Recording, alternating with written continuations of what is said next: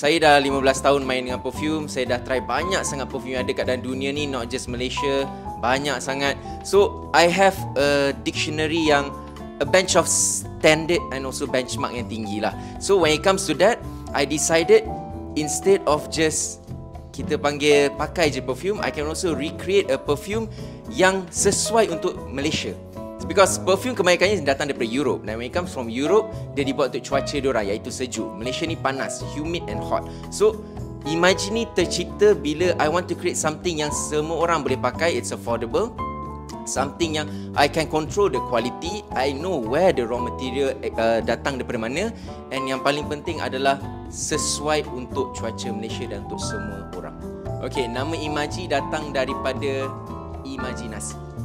So whatever that you dream of, whatever that you can think, imagine, benda tu boleh jadi kalau kita take action. Untuk perbezaan Imaji dengan yang lain ni, apa yang saya boleh kata adalah Imaji ni adalah a baby to me. All the perfume yang keluar daripada Imaji ni adalah something yang memang dibuat untuk kita pakai, untuk kita nampak result dia, iaitu compliments, value for money, and yang paling penting quality lah.